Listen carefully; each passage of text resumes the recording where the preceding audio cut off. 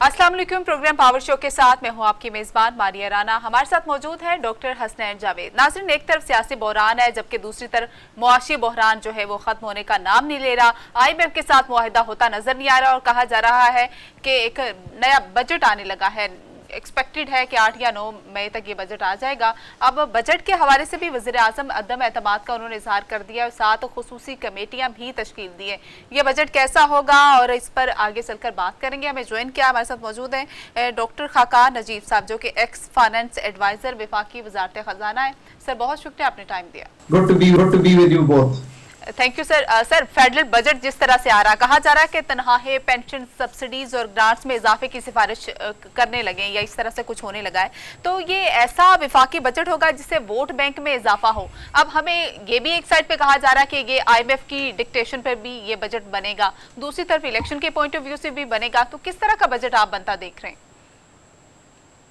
Budget बनाने से पहले हमें ये देखना है कि दुनिया की मईशत कहाँ खड़ी है, पाकिस्तान की मईशत कहाँ खड़ी है, both in the short run and in the long run. दुनिया में इस वक्त एक कसाद बाजारी का माहौल है, दुनिया की इन्फ्लेशन बढ़ी हुई है और दुनिया की इकोनॉमीज को स्लो किया जा रहा है। ये तो है दुनिया का प्रियम्बल। अब पाकिस्तान में अगर आप देखिए तो ये बजट आई थिंक पाकिस्तान की हिस्ट्री का सबसे डिफिकल्ट बजट है टू मेक।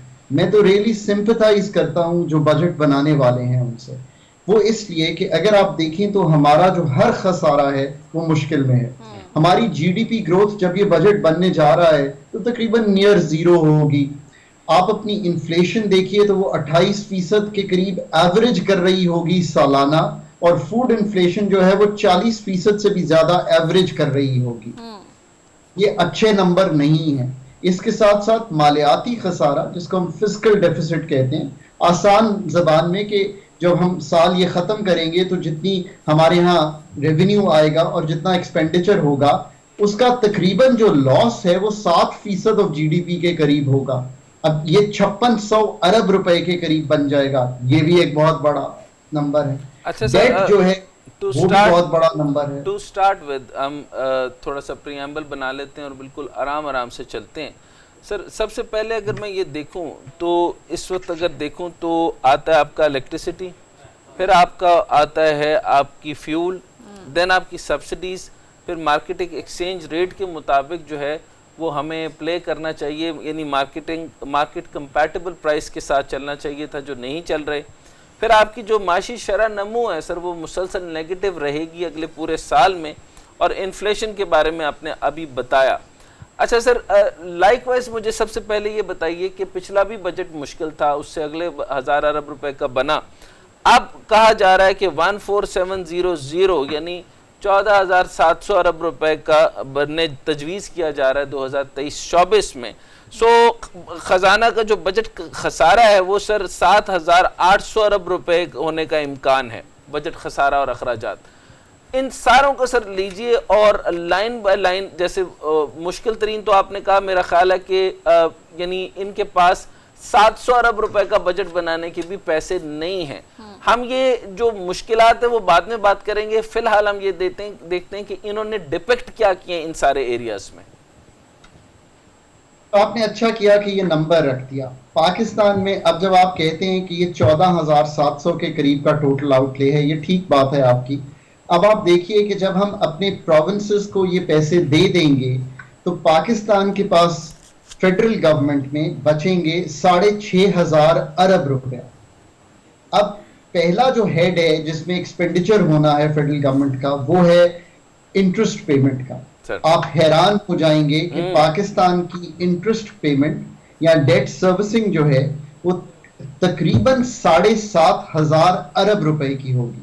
डॉक्टर साहब, इसका मतलब यूं है 609 अरब थी पिछले साल, यानी कि जो FY23 था, इससे अगर बढ़ी हुई आएगी तो बोरो करेंगे और पे करेंगे। ठीक सर। डिफेंस एंड सर्विसेज अगर 1500-1600 अरब था पिछले साल, ये बढ़ा हुआ आएगा, बोरो करेंगे और पे करेंगे। ठीक सर। ग्रांट्स और जो बाकी चीजें सब्सिडीज हैं, बोरो करेंगे और पे करेंगे।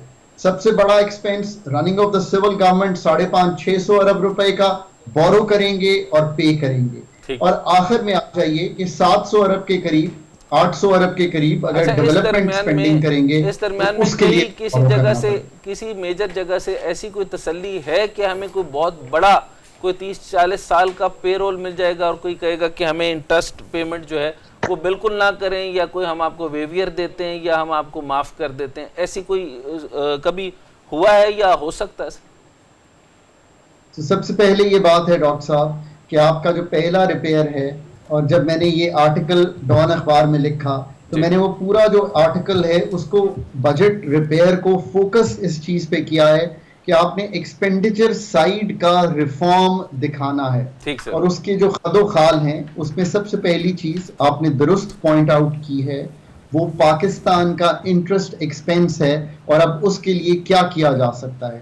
یاد رکھیے کہ ایک تو سب سے زیادہ ڈومیسٹک یا نہیں دینا، کیونکہ ابھی تو ہماری کوئی کنڈیشن ہی نہیں ہے دینے کی، تو یہ تو یعنی اس سطح پہ پہنچ گیا جو کہ یعنی جس کو کہتے ہیں کہ میں آپ کو ادھار دے نہیں سکتا، ادھار لے کر بھاگ ضرور سکتا ہوں۔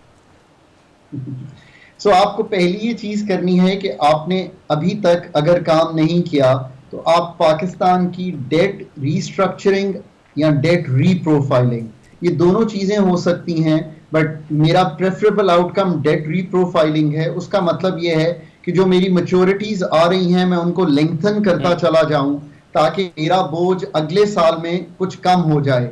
دوسری چیز آپ کو یہ کرنی ہے کہ جو اس وقت 21-22% مارک اپ کا ریٹ ہے، اس کو آپ کو بتدریج کم از کم اگلے 6 مہینے میں یہ امید کرنی چاہیے کہ جب آپ سپلائی سائیڈ بہتر کر کے انفلیشن بہتر کریں گے اور ڈیمانڈ سائیڈ آلریڈی ٹوٹ چکی ہوگی تو یہ نیچے چلا جائے گا، تو آپ کے پاس کوئی روم کریٹ ہوگا، بیکاز سرکار سب سے بڑی بورور ہے اس وقت اور اسی کی وجہ سے یہ اتنا بڑا 7-7.5 ہزار کم۔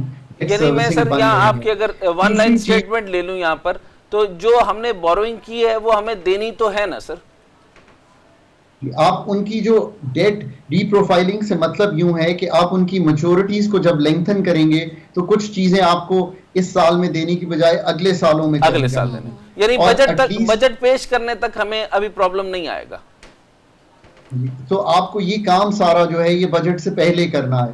نمبر 2، آپ کو یہ بھی یاد رکھیں کہ ایک چیز ہم کہتے ہیں کہ آپ کو پبلک فائنینسز کی اگر آپ اپنی مینجمنٹ بہتر کرتے ہیں، آپ اپنا ڈیٹ آفس کو بہتر اکوپ کرتے ہیں، تو آپ میرا خیال ہے کہ کم از کم چند 100 ارب روپیہ تو اسی سے بچا سکتے ہیں۔ ایک پرٹیکولر پروپوزل یہ ہے کہ ہم نے ایک اکاؤنٹ کریٹ کیا جس کو ہم ٹریجری سنگل اکاؤنٹ کہتے ہیں، بغیر دوبارہ سر ٹریجری سنگل اکاؤنٹ۔ سو یہ ہم نے بنا دیا ہے، میں جب فائنینس میں تھا ہم نے اس پہ کام کیا، یہ اب اس کو امپلیمنٹ کرنا ہے۔ جب آپ اس کو امپلیمنٹ کرتے ہیں تو سارے جو اس وقت پیسے ہیں جو فیڈرل گورنمنٹ ان کے جو ضمنی ادارے ہیں، ان کی جو ڈویژنز ہیں، ان کے جو ڈپارٹمنٹس ہیں، ان کے سارے پیسے اس اکاؤنٹ میں آ جاتے ہیں، تو آپ کو شاید کچھ مارک اپ میں ریلیف اسی سال مل جائے، تو اس کی امپلیمنٹیشن کیجئے۔ یہ چند وہ تجاویز ہیں جو آپ مارک اپ کی ضمن میں کر سکتے ہیں۔ اچھا سر، مارک اپ کا ریٹ تو یہ مکمل ہو گیا۔ اچھا میں اس پہ بعد میں کروں گا کہ ایک تو لکھا گیا کہ آئندہ سال کے لیے جو معاشی شرح نمو کا ہدف ہے وہ 3% سے زیادہ رکھنے کی تجویز ہے، جو کہ ناممکن ہے، جبکہ موجودہ مالی سال کا جی ڈی پی جو ہے وہ اگر میں غلط نہیں ہوں تو آپ مجھے درست فرما دیں کہ 0.29% ہے اور رہے گا۔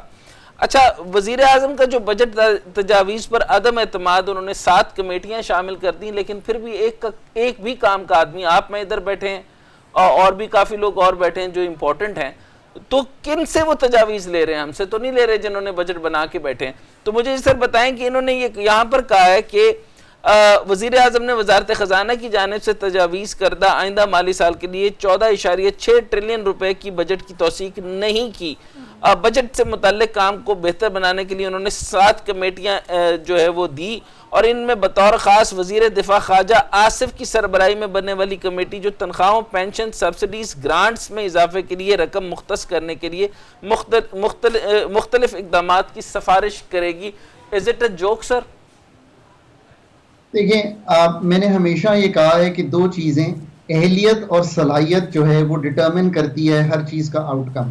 میں بہت ہی دکھ سے یہ کہتا ہوں کہ چونکہ اتنا کام کیا ہے منسٹریز کے ساتھ اور ساری منسٹریز کے ساتھ، Q block, power ministry, petroleum ministry, ہمیں ریئلی ان کو اپ گریڈ کرنا پڑے گا وتھ سیریس پروفیشنلز اگر ہم یہ چاہتے ہیں کہ ہم کوئی ایسی تجاویز ہر سفیر آف لائف میں، چاہے وہ سوشل ہو، چاہے وہ انرجی ہو، چاہے وہ بجٹ میکنگ ہو، وہ لا سکیں. یہ تو ایک آئی تھنک میرا ایک اوور آل پرسپیکٹو ہے. کمپٹنس کا جو فقدان ہے اس وقت ہماری اداروں میں، اس کا یہ مطلب نہیں ہے کہ بیوروکریسی کا رول نہیں ہے. بیوروکریسی کا رول ایڈمنسٹریشن میں، بیوروکریسی کا رول امپلیمنٹیشن میں نہیں سر، بہت وزیر دفاع خواجہ آصف کا کیا رول لگا؟ ایک تو وزیر خزانہ جناب کیا نام ہے ان کا سر، اسحاق ڈار صاحب، انہوں نے ہمیں تباہ و برباد کر دیا. اب خواجہ آصف صاحب اس کے اوپر ہی wanted to nail last coffin sir, coffin in nail sir. دیکھیں آبویسلی اتنا پرانا تعلق ہے ان دونوں سے، تو میں یہ کہوں گا کہ آبویسلی یہ کام تو سارا ڈار صاحب کا ہی ہے اور انہی کی جسے کہیں گے آپ زیر صدارت یہ کام ہونا چاہیے. وزیر جو ہمارے ڈیفنس منسٹر ہیں وہ انرجی منسٹر بھی رہے ہیں، سو ہو سکتا ہے کہ حکومت ان سے کچھ تجاویز لے رہی ہو، پر لیٹس گو ٹو سو اب ہے کیا. دیکھیں سبسڈی جو ہے اس کا ایک پورا اپنا ریفارم ہونے والا ہے. سر ایگریکلچر کو یہ سب سے امپورٹنٹ بات بتائیں کہ کتنی سبسڈی دینی چاہیے ان کے لیے، کیا الیکٹریسٹی کا کیا کرنا چاہیے، پاور کے لیے کیا کرنا چاہیے، کول پاور پلانٹ کے لیے کیا کرنا چاہیے، جس کی وجہ سے وہ کہتے ہیں کہ ہم سب سے بڑا پوٹینشیل ہے، ہم مانتے ہیں اور پوری دنیا، یورپ بھی ہم سے ٹیکسٹائل مانگتی ہے، امریکہ کی بہت بڑی مارکیٹ ہے، باقی مارکیٹ میں بھی ہمارا جاتا ہے. آپ کو کیا لگتا ہے سر کتنا ہمیں کوئی فکس کر کے ان کو جو الیکٹریسٹی دے دینی چاہیے اور کس قسم کی سبسڈیز ان کو دینی چاہیے سر؟ آئی تھنک کہ یہ ریفارم جو ہے یہ سبسڈی ریفارم نہیں ہے، بلکہ یہ جو انرجی سیکٹر کا جو ہمارا اس وقت ٹیرف سٹرکچر ہے یہ اس کا ریفارم ہے جو ہونے والا ہے. اور وہ بارہا کہتا ہوں کہ یہ کیو بلاک کا کام نہیں ہے. ہم ایک یہ بھی کام کرتے ہیں کہ ہم ہر چیز پر وزارت خزانہ یا وزیر خزانہ پر بوجھ ڈالتے ہیں، کوئی بھی ہو اس وقت. یہ کام کس کا ہے؟ یہ کام نیپرا کے کرنے کا ہے کہ وہ اگر کراس سبسڈی ٹیرف میں ایگزسٹ کرتی ہے جس کی وجہ سے ایکسپورٹ سیکٹر کو تکلیف ہے، تو وہ ایکسپورٹ سیکٹر کے اس ٹیرف کو جا کے ریشنلائز کرے. یہ جو B1 B2 B3 اور B4 انڈسٹریل سیکٹر کا ٹیرف ہے، اگر آپ واقعی یہ کام کریں گے تو آپ ٹیرف سٹرکچر پہ کام کیجئے اور اس کو ٹھیک کیجئے. اس کے بعد ہم ڈیٹرمن کر سکتے ہیں کہ کوئی ڈائریکٹ سب ضرورت ہے. ڈاکٹر نجیب خاقان ہمارے ساتھ موجود ہیں، ایک بریک لیتے ہیں، بریک کے بعد واپس آئیں گے. بریک کے بعد خوش آمدید ناظرین. ڈاکٹر نجیب خاقان ایکس فائنانس ایڈوائزر وفاقی وزارت خزانہ ہمارے ساتھ موجود ہیں. یہ جو اسٹیٹ اونڈ انٹرپرائزز ہیں اس وقت جو بہت بڑا بجٹ ہے، آپ مجھے بتا دیجئے کہ میں تو تقریباً 3.5 سال سے آپ بھی اور میں بھی مسلسل یہ کہہ رہے ہیں کہ یہ جو حکومتی بوجھ کے جتنے بھی ہاتھی ہیں، یعنی منسٹری آف انڈسٹریز ہیں، منسٹری آف انڈسٹری کے تحت جو ہیں وہ تقریباً 51 ادارے ہیں، بلا وجہ چلے جا رہے ہیں اور تقریباً 40 کروڑ اور سپلیمنٹری گرانٹس الگ سے، اچھا پینشنز کی تنخواہیں الگ سے اور گرانٹس الگ سے جس کو آپ کو سرپلس میں دیتے ہیں یا سپلیمنٹری گرانٹس کہتے ہیں.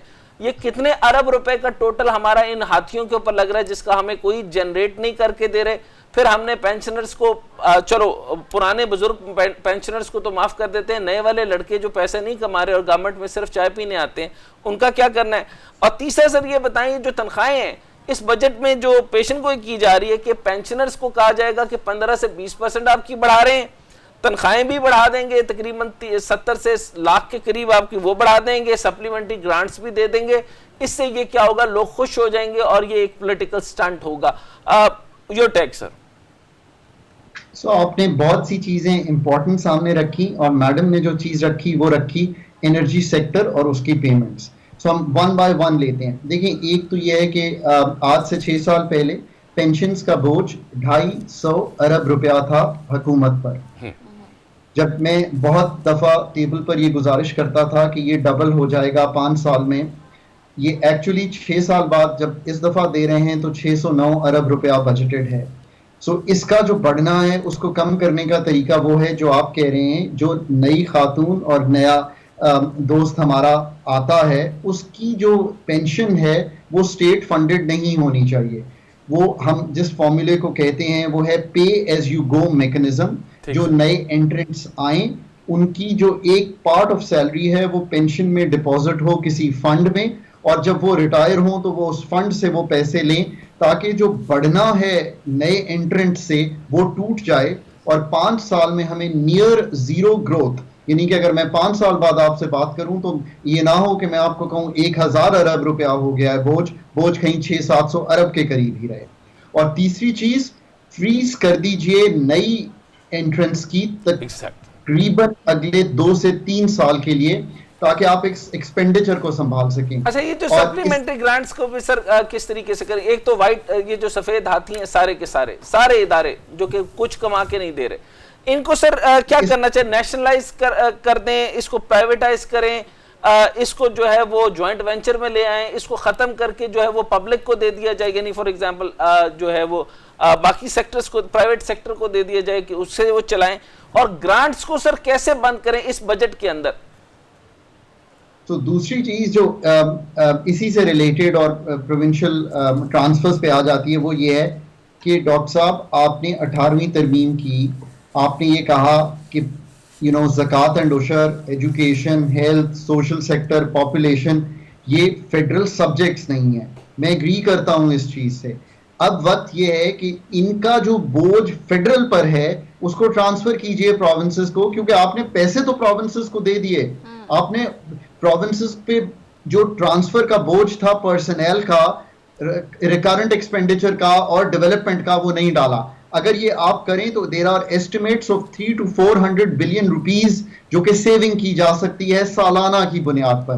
سو آپ کا یہاں بھی ایکسپینڈیچر کم ہو جائے گا. اچھا ایک تو سر میں یہ مس ماریا نے ایک سوال کیا تھا، اس کے ساتھ میں ایڈ کرتا چلوں. مس ماریا اگر آپ اپنا سوال ریپیٹ کر دیں. میں نے یہ کیا تھا کہ جس طرح سے چینی قرضوں کا دباؤ ہمارے اوپر بہت زیادہ، تو اس کی ریفارمز کے لیے ہمارے پاس کیا حکومت کے پاس پلاننگ ہے؟ کیونکہ جیسے پچھلی حکومت تھی، پی ٹی آئی تھی، ان کا بھی یہی گلا تھا کہ ہم پیپلز پارٹی اور پی ایم ایل این کے قرضے دے رہے ہیں. ابھی یہ جو نئی حکومت آئی ہے یہ بھی کہہ رہی ہے کہ ہم پی ٹی آئی کے قرضے دے رہے ہیں. تو قرض ریفارم کے حوالے سے ہمارے پاس کیا پالیسیز ہیں، اور خاص طور پر چین کے قرضے کے حوالے سے بھی بتائے گا؟ درست. پہلے تو ڈاکٹر صاحب کا وہ ہم نے pensions, pays, running of the federal government اس کو بہت کمپریہنسولی ڈیل کیا ہے. اب آ جائیے کہ کیا ہے ہماری اسٹیٹ اون انٹرپرائزز کی پوزیشن. ڈاکٹر یہ تو ایک ایسا ٹچی سبجیکٹ بن گیا ہے کہ 27 سال ہو گئے ہیں فیسکو ہماری پرائیویٹائزیشن کی لسٹ پر ہے. فیسکو ہے فیصل آباد electric supply corporation of Pakistan. اور آج 27 سال بعد بھی ہم وہیں کھڑے ہیں کہ فیسکو ہماری اونرشپ میں ہے. اور جب ہم نے آئی ایم ایف کو کہا تو ہم نے کہا کہ ہمارا اس سال کا خسارہ انرجی سیکٹر کا، یعنی کہ اسٹیٹ اونڈ انٹرپرائزز کے ایک پارٹ کا خسارہ 952 ارب روپیہ ہوگا. These are mind-boggling figures, Maria. These are figures that are untenable. These are figures جو سنبھالے نہیں جا رہے. سب سے بڑا ریفارم یہ ہے کہ ریئلائز کریں کہ 212 ایس او ایز ہیں جو گورنمنٹ چلا رہی ہے.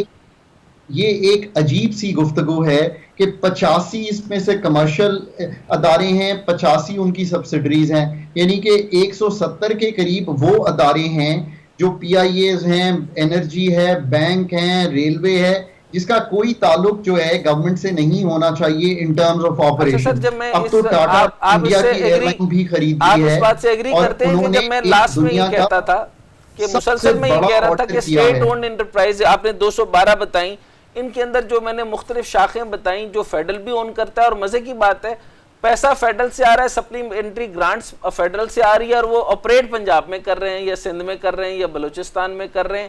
آپ حیران ہوں گے سر، یہ جتنے آپ نے ٹوٹل رقم کتنی بتائی سر، ذرا عوام کو بھی بتائیں کہ کتنا بڑا پریشر ہے حکومت نے اپنے سر پہ لیا ہوا ہے، اور صرف میرے خیال میں حکومتی طریقے سے اپنے یعنی حلقے کے لوگوں کو خوش کرنے کے لیے وہ بھرتیاں کرتے ہیں. اور آپ یقین کریں کہ اتنی بڑی سبسڈی اگر آپ الیکٹریسٹی کی مد میں دیتے ہیں، اس قوم کو دیتے ہیں، اور کیوں دیتے ہیں؟ تاکہ غریبوں کا بھلا ہو. تو لوگ ریئلائز بھی نہیں کرتے، پر جب انکم سپورٹ کے پیسے گھر آتے ہیں یا آپ کو ہیلتھ کی سپورٹ ملتی ہے تو لوگ ریئلائز کرتے ہیں that the state is really doing something for them. مجھے دکھ یوں ہوتا ہے کہ سرکار پاکستان کی اتنا بڑا ایفرٹ کرتی ہے، چاہے نقصان کر کے ہی کرتی ہے، کہ 952 ارب روپے کی سپورٹ دیتی ہے الیکٹریسٹی کی مد میں، اور کوئی ریئلائز نہیں کرتا. یہ سب سے بڑا ریفارم ہے. ایس او ای کا ریفارم شروع کرنا چاہیے 2 جگہوں سے. انرجی سیکٹر کے جو یہ ادارے ہیں، اور اسی سے چائنیز آئی پی پیز کا ڈیٹ بھی ہے. اس سارے سیکٹر کو form a committee of the smartest focus جو مین اینڈ ویمن اس چیز کو سمجھتے ہوں فائنینشلی ٹیکنیکلی, اور انرجی کا نیا آرکیٹیکچر قائم کیجئے کہ کون سے ادارے بیچنے ہیں, کون سی جنریشن کمپنیز بیچنی ہے, کون سا پی ایس او بیچنا ہے, کون سا او جی ڈی سی ایل بیچنا ہے. ان سے جان چھڑائیے اگلے 5 سال میں اور سب سے بڑا ریفارم کیجئے. اچھا میں سر بہت ہی امپورٹنٹ سوال کرنے لگا ہوں, مجھے یہ بتائیے کہ آپ کو بڑے اچھے سے پتا ہے کہ ہمارا جو اس ٹائم پر جو 4.1 بلین یا 4.2 بلین ہمارا ٹوٹل بجٹ بننا ہے, اچھا اس کو اگر ہم کم کر دیں تو 700 ارب روپے کا انہوں نے کم کرنے کی کوشش کی ہے, اور یہ یعنی ناممکن طریقہ ہے, یعنی ہاف پہ لانے کی کوشش کی ہے, اس سے زیادہ پیسے ہیں نہیں. اچھا میں نے پہلے آپ سے سوال یہ کرنا چاہتا ہوں کہ ایک تو پیسے لانے کہاں سے ہیں, ایک دوسرا آئی ایم ایف نے کہا تو ہے کہ امریکی سفیر جو ڈونلڈ بلوم ہے ان کی ملاقات ہوئی ہے, انہوں نے انشور کیا کہ ہم پیسے دیں گے. سر یہ کتنے پیسے دیں گے, کیا یہ 8-9 ارب روپے ہمیں دے دیں گے؟ اور اگر دیں گے تو جو چیزیں یہ بجٹ میں کرنے جا رہے ہیں وہ تو anti I M F policies اور سٹرکچرنگ ہے, آپ کیا کہیں گے سر؟ ہم نے ابھی تک جو گفتگو کی ہے وہ ڈومیسٹک ساری کی ہے کہ بجٹ کی ہینڈلنگ کیسی ہونی چاہیے. ڈاکٹر صاحب میں آپ کی اجازت سے 1 منٹ صرف لوں گا کہ آخری ریفارم جو ہمیں کرنا ہے یہیں سے شروع ڈیولپمنٹ سپینڈنگ کا کرنا. سر یہ امپورٹنٹ چیز ہے, یہیں سے شروع کیجئے گا, ان کو بریک لینا ہے اینڈ دین پھر ہم بریک کے بعد یہیں سے کریں. جی ناظرین, ڈاکٹر نجیب خاقان ہمارے ساتھ موجود ہیں, ایک بریک لیتے ہیں, بریک کے بعد واپس آئیں. بریک کے بعد خوش آمدید, ڈاکٹر نجیب خاقان ہمارے ساتھ موجود ہے. سر کنٹینیو کیجئے گا. میں یہ گفتگو کر رہا تھا پہلے ساری ایکسپینڈیچر سائڈ کی, اور ڈاکٹر صاحب اور آپ نے ساری جو گفتگو کی اس میں ایک آخری جز رہ گیا کہ ہمیں اپنے ڈیولپمنٹ سپینڈنگ کو بھی بہتر کرنا ہے. ہم بہت کم, اب ایک تھوڑی سی رقم, آپ کہیں گے کہ اس سے کیا مطلب ہے, ہم 700 ارب روپیہ اپنی ڈیولپمنٹ سپینڈنگ پہ ملک میں خرچ کر رہے ہیں. اس کی ایک تو ایفیشنسی بڑھانی ہے, پر یہ بھی ریئلائز کرنا ہے کہ یہ جو پروجیکٹس اب ہم کر رہے ہیں ان کا ٹوٹل کوانٹم جو اپرووڈ پڑا ہوا ہے وہ 10 سے 12 ہزار ارب کا پڑا ہے. 10 سے 12 ارب میری کی بھی 10 سے 12 ہزار ارب, ہم 700 ارب اس سال خرچ کریں گے. اچھا اب یہاں پہ مجھے ذرا رکیے کہ آپ نے کہا کہ ڈیولپمنٹل پروجیکٹس جو ہیں, میں اصل میں کچھ اور سوچ رہا تھا کہ جس سے یعنی ہم ادھار لیتے ہیں اور اس سے ڈیولپمنٹل اکنامکس کے مطابق ہمیں ڈیولپمنٹ کرنی چاہیے تاکہ ہماری ڈومیسٹک جو ہے ایکسپورٹس بڑھیں اور تاکہ ہم پیسہ کمائیں اور پھر اس سے جو انٹرسٹ کے پیسے ہیں وہ ہم دے دیں اور جو ہمیں خرچ کرنے ہیں ہم وہ کریں. اچھا میں ذرا کیونکہ پازیٹیو ہو گیا تھا, لیکن اب میں نے آپ کی جب بات سمجھی کیونکہ 10 سے 12 ہزار ارب روپے خرچ ہو رہا ہے. اچھا سر ریسنٹ ٹائم میں مونس صاحب کے اوپر بھی اور باقی اور لوگوں کے اوپر بھی سر انہوں نے اتنے ڈیولپمنٹل پروجیکٹس نکالے اور اس کے اندر اگر فار ایگزامپل کوئی 100 ارب کا پروجیکٹ تھا تو انہوں نے کہا کاسٹ اس کی 400 ارب کر دو. اچھا nobody knows کہ انسائڈ کیا ہو رہا ہے اور بڑا behind every big fortune there is a crime. But sir یہ آپ نے جو پوائنٹ آؤٹ کیا بڑا امپورٹنٹ ہے. سر یہ بتائیں کہ کتنا بڑا پائپ لیک ہو رہا ہے یہ ڈیولپمنٹل بجٹ کے نام پہ؟ تو صحیح کہہ رہے ہیں آپ, ہمیں ان کی ایفیشنسی اور ان کی ہمیں آڈٹس کرانے چاہیے تاکہ ہمیں معلوم ہو کہ وہ کون سے پروجیکٹس ہیں جو ہمیں رکھنے ہیں اور وہ کون سے پروجیکٹس ہیں جن کو ہمیں اب نہیں رکھنا, اس لیے کہ جب ان کی کاسٹ اوور رنز ہوں گی اور یہ میری شاید لائف ٹائم میں بھی نہ کمپلیٹ ہوں, یہ اگلے 20, 25, 30 سال بھی گزر جائیں گے تو کمپلیٹ نہیں ہوں گے. یہ ایک بہت بڑا ریفارم ہے جو میں سمجھتا ہوں کہ آنے والی حکومت کو اگلے 2-3 سال میں کمپلیٹ کرنا ہے تاکہ ڈیولپمنٹل سپینڈنگ جو پاکستان کی ہے اس کو ہم اس پیراہے میں لا سکیں کہ وہ ایفیشنٹ ہو, وہ ان سیکٹرز پہ فوکسڈ ہو اور اس کی کمپلیشن کاسٹ اوور رنز اور لیکیجز کے بغیر کمپلیٹ کی جا سکے. ڈاکٹر صاحب یہ ایک آن اٹس اون ایک ایکسپینڈیچر کا ریفارم ہے جو پاکستان کی شرح نمو کو جو گروتھ ہے جس کی ہم بری کرتے ہیں اس میں ایک کلیدی رول پلے کر سکتی ہے. یہ تو آپ نے پیش بھی کیا تھا, یہ والا ریفارم, یہ ریفارم آپ نے پیش کیا تھا, میں اس کا وٹنس ہوں, لیکن یہ ہوا کیوں نہیں سر؟ انہوں نے بات, میں نے بھی 2-3 چیزیں پیش کی تھی, آپ نے بھی پیش کی تھی, یہ ایکسیپٹ کیوں نہیں کر رہے؟ حالانکہ یہ مجھے پتا ہے ریزلٹ اس کا بہت اچھا آ رہا تھا. ایک پرابلم یہ, اس میں 2 مسائل ہیں. پہلی جو پرابلم یہ ہے کہ چونکہ یہ ساری اب جو ہم باتیں کریں یہ دور رس نتائج کی باتیں ہیں, تو جو بھی انکمبنٹ گورنمنٹ ہوتی ہے وہ ایک شارٹ ٹرم, یعنی کہ 1-2 سال گزر جاتے ہیں, وہ پوری طرح they find their feet on the ground, اور پھر وہ شارٹ ٹرم फोकस इस पे करते हैं, हम पैसे किसी तरह दे दें, हम रिलीफ दे दें, हम किसी तरह लोगों के घर इंटरेस्ट फ्री पैसे पहुंचा दें, हम किसी तरह टर्फ ये जो 1% पे अमीर बिजनेसमैन को पैसे पहुंचा दें, ये सही रिफॉर्म नहीं है. रिफॉर्म्स वो हैं जो हमने आपके सामने रखे हैं. ये true good deep cutting reforms हैं जो एफिशिएंसी और पैदावारी सलाहियत मुल्क की ठीक करेंगे. और याद रखिए, मैंने जितनी चीजें आपके सामने रखी हैं इसमें से सारी सेविंग्स और एफिशिएंसी की हैं. 1 रुपया भी मैंने आपसे एक्स्ट्रा नहीं मांगा कहीं से, बल्कि आपको सेव करके वो पैसे दिए हैं जिनको आप दूसरी चीजों पर खर्च कर सकते हैं, बजट के खसारे को कम कर सकते हैं, डेट की ग्रोथ को तोड़ सकते हैं. अच्छा सर, ये यहाँ पे इम्पोर्टेंट बात मुझे एक और बताइए कि एशियाई तरक्याती बैंक ये क्यों कहेगा सर कि हमारे चावल की जो मकामती कीमत है वो कम करने के लिए बरामदी टैक्स आयद करने का मुतालबा, इस तरीके से वो जो है वो अजनास के ऊपर बात कर रहा है, जबकि टोटा चावल के ऊपर बात कर रहा है. रिपोर्ट्स कह रहे हैं कि चावल की मंडियों में उभरते हुए फूड सिक्योरिटी के खतरात कम करना, फलां ये उज़्बेकिस्तान को भेजना और या लेना, ये चावलों की कीमतों पे दबाव, ये जो कमोडिटीज़ है सर, इसका हमारे पास क्या जो यहाँ पे हमारा डोमेस्टिक इस्तेमाल है वो सही से नहीं है, या यहाँ पर मार्केट्स में दिया नहीं जा रहा और बाकी यानी सेंट्रल एशियन स्टेट्स को बेचा जा रहा है, ये कहाँ पे क्या लीकेजेस है सर, इसको भी जरा टेकअप कीजिएगा. और ये एशियाई तरक्याती बैंक भी बोल रहा है इसके ऊपर, बाकी बैंक्स भी बोल रहे हैं, यानी पूरी दुनिया को हमारी फिक्र है, हमें अपनी फिक्र नहीं है. सो अभी तक हमने जितनी गुफ्तगू की वो हमने अपनी एक्सपेंडिचर रिफॉर्म साइड, बिकॉज हम बजट की बात कर रहे थे. पर मेरा ख्याल है कि बजट में ये जो पैसे मैं बचाना चाहता हूँ, ये मैं इनकम सपोर्ट के बाद अगर कहीं खर्च करना चाहता हूँ, तो आप यकीन रखें कि मैं इसमें I am so firm on this. मैं एग्रीकल्चर की जो रिसर्च एंड डेवलपमेंट है, एग्रीकल्चर सेक्टर की जो यूनिवर्सिटीज हैं, मैं उन पे ये पैसे खर्च करना चाहता हूँ. आप कहेंगे आप क्यों चाहते हैं? क्योंकि जो सवाल आपने सामने रखा, मुझे किसी भी बाहर के अदारे से ये पूछने की जरूरत नहीं है कि मेरा एग्रीकल्चर कहाँ खड़ा है. मैं आपके सामने रखता हूँ कि मैं क्यों कह रहा हूँ कि मैं एक तरफ ये सारे खर्चे कम कर रहा हूँ, इनकम सपोर्ट लोगों को दे रहा हूँ, और मैं पाकिस्तान का एनर्जी सेक्टर रिफॉर्म कर रहा हूँ. पर मैं उससे पहले पाकिस्तान की रिसर्च एंड डेवलपमेंट पे स्पेंडिंग है 0.18% ऑफ जीडीपी इन एग्रीकल्चर. मैं इसको बढ़ा के 1% ऑफ जीडीपी करना चाहता हूँ. ये मैं क्यों करना चाहता हूँ? क्योंकि वो चीज जो आपने कही, आप हैरान होंगे, ये फिगर्स आप नोट कीजिए और 12 लोगों को बताइए. पाकिस्तान की वीट की जो इस वक्त हमारी प्रोडक्शन है टन्स पर हेक्टर, वो है 3. जो आयरलैंड जो दुनिया की सबसे अच्छी बीट उगाता है, वो 10 टन्स पर हेक्टर उगाता है. अब आप इस चीज मुझे कहेंगे कि इसका तो मतलब है कि पाकिस्तान की बीट बहुत महंगी है. बिल्कुल है, इसलिए लोगों को भी महंगी मिल रही है और आप दुनिया को एक्सपोर्ट भी नहीं कर सकते.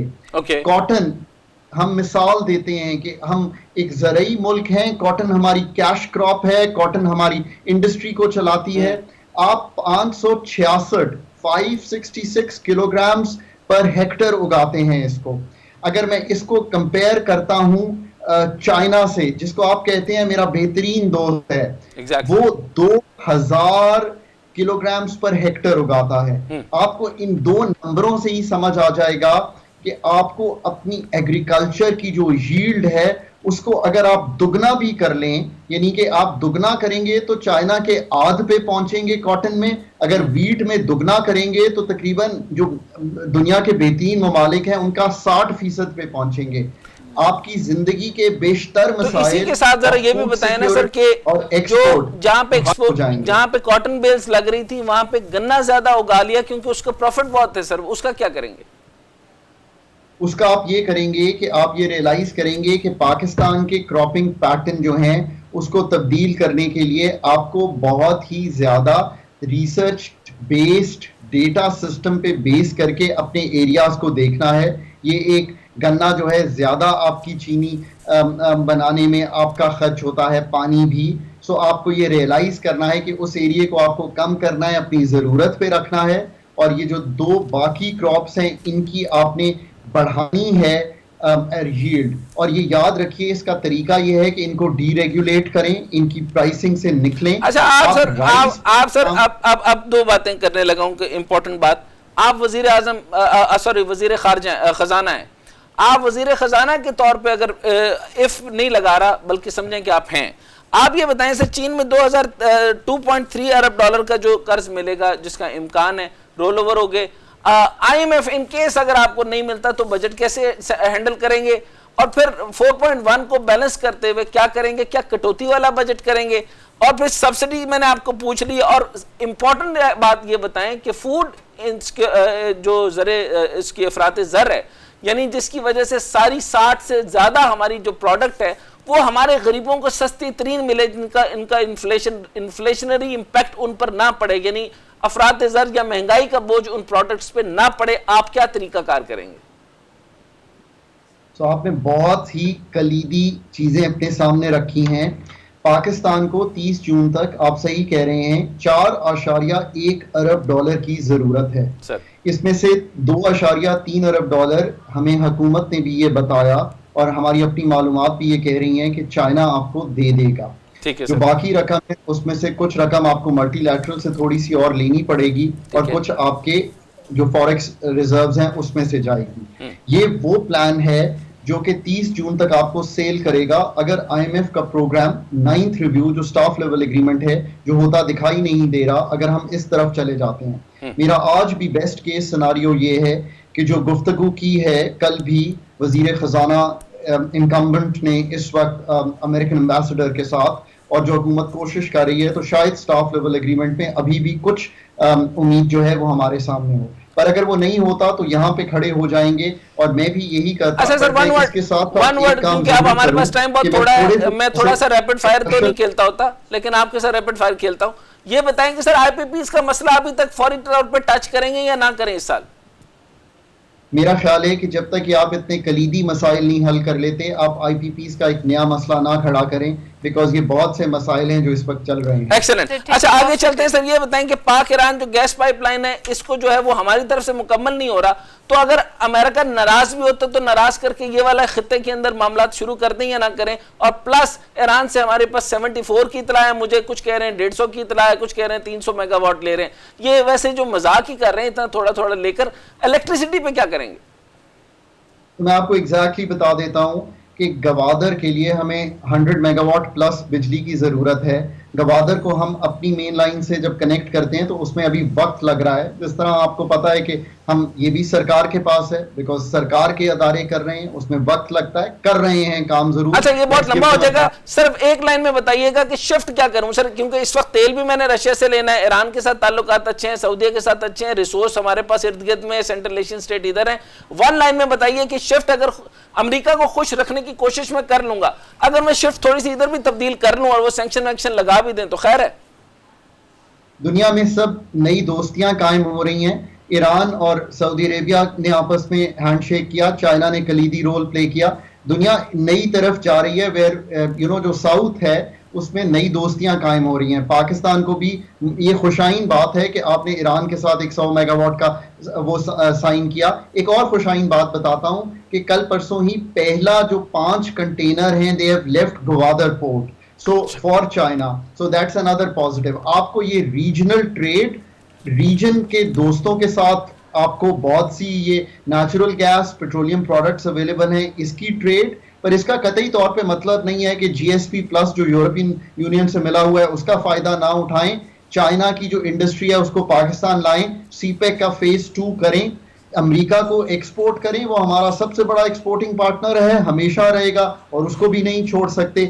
یہ ہے نیو جیوگرافک آرڈر جو سیزن 2 اس کا ایپیسوڈ 2 ہمیں کرنا پڑے. ہمارے ساتھ موجود تھے. اسی کے ساتھ مجھے ڈاکٹر صاحب کو اجازت دیجیے. اپنا بہت سارا خیال رکھیے. اللہ حافظ.